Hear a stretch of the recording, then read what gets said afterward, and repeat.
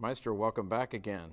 Vadim Gluzman's going to come in again. We heard him, 2 years ago or 1 year ago? Last season with the Tchaikovsky Violin Concerto, Yes. and the season before he played Beethoven. So now it's Brahms, and I'm very, very happy to collaborate again with Vadim, who's such a great musician. And again, you know, the Brahms Violin Concerto is not about accompanying a soloist. It's really getting into a dialogue with a friend. So you really have to be on the same wavelength when you do this concerto, and I'm just so much looking forward to this. And to be on a wavelength with a Stradivarius, what is it, 1699 Strat? Yeah, it's the Leopoldauer Strat. So the violin played by Leopoldauer, to whom Tchaikovsky dedicated his violin concerto. And I'm sure at some point Josef Joachim touched that violin as well. Well, I was privileged to hear him play in Chicago again right after we had dinner together with him. And I have to say there's Strads and then there's Vadim Strad. It's a very special instrument. Yeah, Strads are animals. You know, you also have to know how to play it. But he makes a terrific sound. Well, tell us your impressions and what Brahms was thinking about when he was composing his Third Symphony. Well, the Third Symphony, you know, if I go with the theme of the Four Seasons, it is an autumn piece. It's not Brahms' Eroica? No, I don't think it's heroic at all. The beginning is a little bit, you know, it has these chords that try to, you know, it's like almost like an explosion.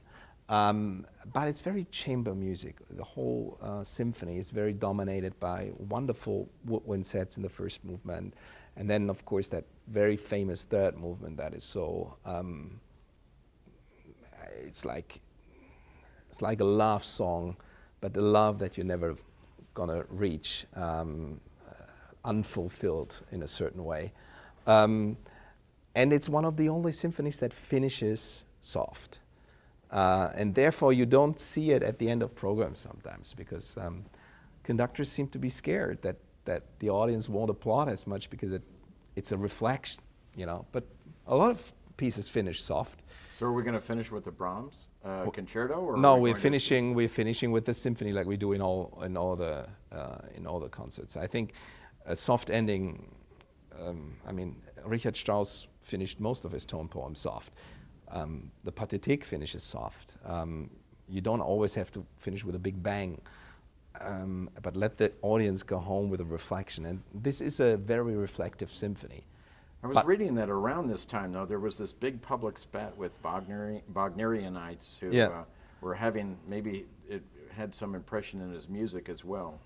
I mean, that was protesting the Brahms symphony. Well, there was always this.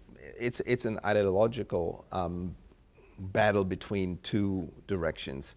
Brahms, who was seen to be conservative in his conception of music, and Wagner and Liszt, who invented basically the tone poem, thought that the symphony is dead and the form of the symphony is not appropriate for our time. But Brahms proved them wrong, that there is still something in this form. And then Brahms also always wanted the absolute music, while Liszt and Wagner is always in connection to a story, in connection to words, even if it's just a tone poem.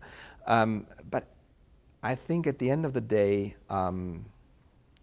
there was a lot of mutual respect for each other between the great composers. In the beginning of his life, Brahms actually was part of a demonstration against Wagner's music, and he regretted that all his life. And when Wagner died, way before him, he interrupted a rehearsal and stopped the rehearsal and said, "A big master just has died."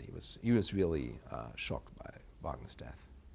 Well, thank you, Maestro. We're looking forward to the next symphony.